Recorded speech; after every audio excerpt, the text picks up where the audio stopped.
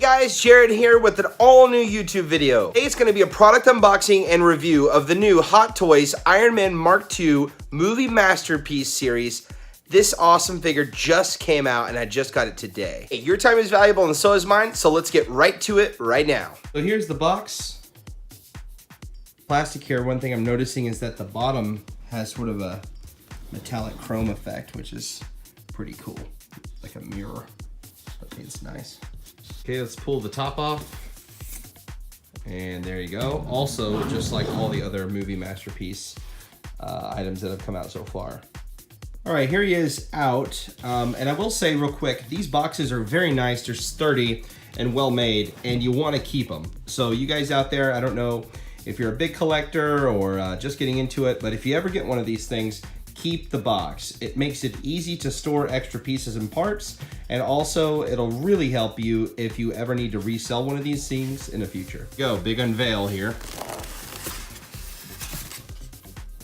Wow, looking snazzy. One of my fists was dislodged during shipping, so you're definitely going to want to make sure that the figure wasn't damaged during shipping, and also that you buy from an official authorized retailer, because if it is damaged in shipping, they'll be able to help you get that taken care of. But if you just buy off whatever online, you're taking that into your own hands. Here we go, just pulling them right out. And of course, with this masterpiece line, you're gonna feel the weight because they're actually made out of die-cast metal.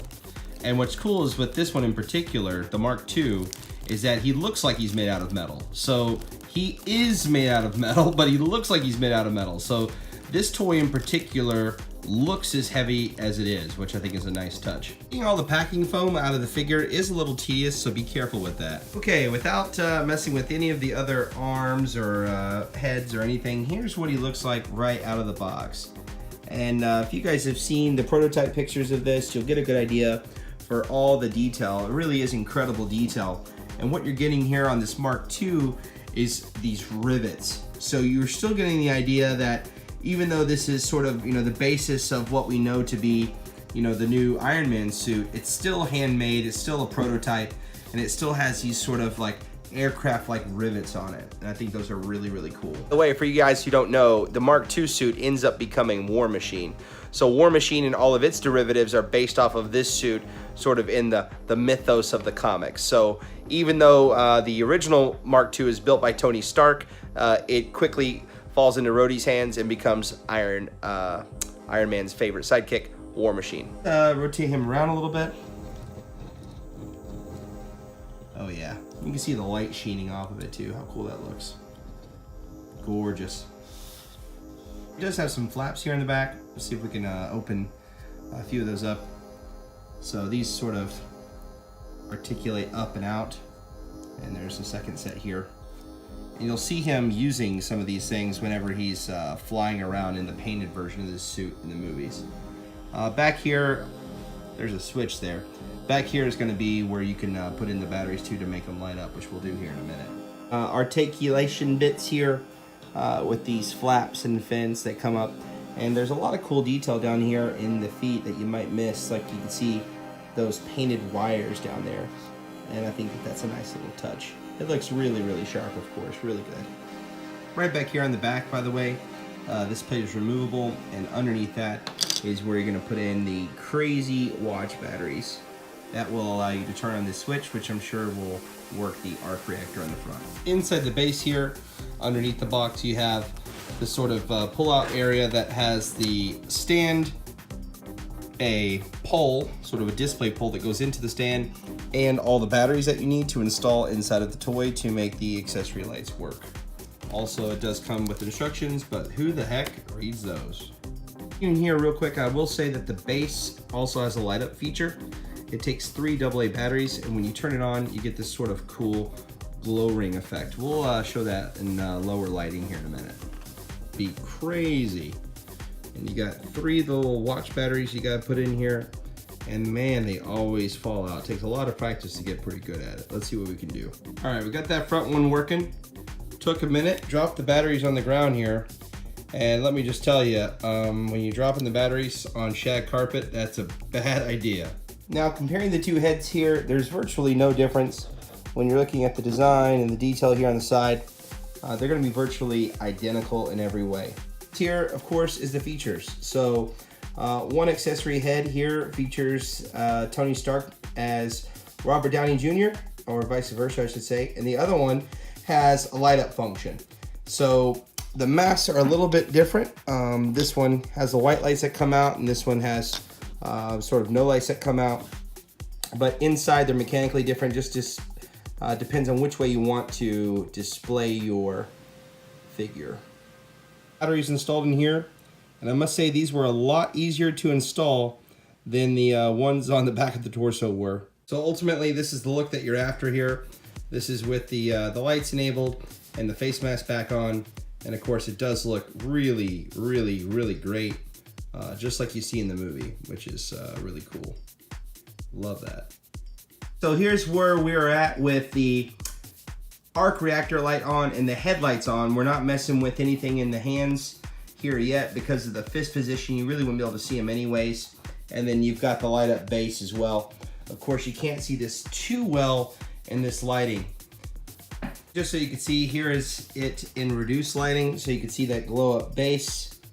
And then you've got your arc reactor and your helmet lights, and it looks really cool here with the dim lighting. Of course, I think it looks. I should note that the chest plate does come off, although for reasons unknown, there is no replacement chest plate or other piece that it comes with to go there. So I don't know any reason why you take it off other than that you could. Okay, to put the batteries into the arms, it's actually up here underneath the little pull away plate. And I found that these batteries actually went in pretty easy. And when you turn on the switch here, you'll see that you activate a light that comes on the bottom. So if you put on the correct hand attachments, that'll light up the arc reactors in the hands. But I want to note that the ones that come on the figure right out of the box are more of closed fists, and they don't have any sort of light up function. So you'll need to change out the hands to get the benefit. About the accessory hands real quick. You do get 4 sets of hands. You get the non-articulated open hands. You get the articulatable hands. You get the really cool blaster hands, but I will say that the lighting effect doesn't work too well through these things. And then you get the closed fists, which is what's on the figure out of the box. So you have 4 possible options, or if you want, you can mix and match these things. One thing worth pointing out here is that the lighting effect can get stronger or more dim depending on the angle of the hands. That really just has to do with the way that the light shines out of the joint. So if you get the light just right, it's pretty bright, but nowhere near as bright as the arc reactor on the chest nor the eyes. But if you don't get it right, it can actually be pretty darn dim.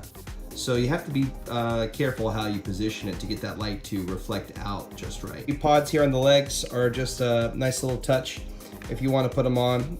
The other ones just pop right off, and these sort of go into place here. I'm trying to remember exactly which scene from the movie that these were used, but all the same, they're there if you want that look. Finally, we have these arm missile accessories, which are pretty cool. They just snap on there again if you like that look.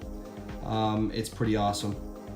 I don't know if I'll leave mine on there though. Now there are shoulder mounted little rocket launchers, which I think you do see in the movie, but for whatever reason these are not painted. One of my other models, I'm not sure which one, has the same piece there, and you get a little bit more detail and painting here on the edge. So these are just sort of like black plastic, so which is sort of boring, but they are on both sides, but they're hidden underneath this flap. So when this is tucked down in its back, you can't see anything at all. Here, I put it back down the down position, and you flap the flap back in. You would never even know they're there, but there's one on both sides. And here we are with all the lighting fixtures lit up. You got both of the hands, the helmet, and the arc reactor.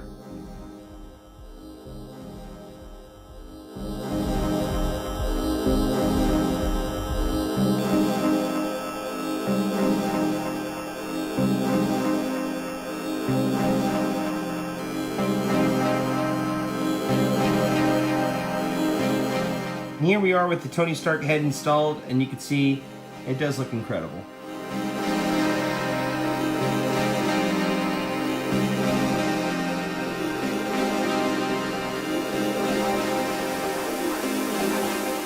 Alright, so here's my final thoughts on this thing. The Hot Toys Iron Man Mark II Movie Masterpiece Series diecast is an incredible figure that anyone would want to add to their collection. The fact that it looks like it's metal and is also made out of metal is just a really nice combination. The material fits the look in a way that's unique to this particular character. Of the rivets and all the small little details on this thing that make it look like it's, you know, like an aircraft, you know. Having a light up head and the likeness of Robert Downey Jr. as Tony Stark is a great idea for accessories. All the different hands and the arm attachments that come with it. The back of the figure is standard to some of the other you know, figures in the line. So if you have a large collection of Iron Man figures like I do, you'll be really familiar with the flaps on the back. The detail down here on the feet is nice and welcomed, but I don't think you'd ever use it for any reason, but it's cool that it's there. So overall, I'd have to highly recommend any Hot Toys collector pick this up, especially if you're into Iron Man. You're gonna love this. This is a really great piece, and you can get one from an authorized retailer. I picked mine up from my friends at Dallas Vintage Toys, and they're amazing. Guys, that's it. Thanks for watching. If you like this video, hit the subscribe button. I'd really appreciate it. Also, if you watched this video and got this far, leave a comment below and let me know. I love to you know, get to know my channel subscribers and interact with you guys. It's a small channel, but we're growing, and I appreciate you guys taking the time to watch. This entire video filmed and edited on iPhone X. That's kind of neat too. Thanks again. See you next time.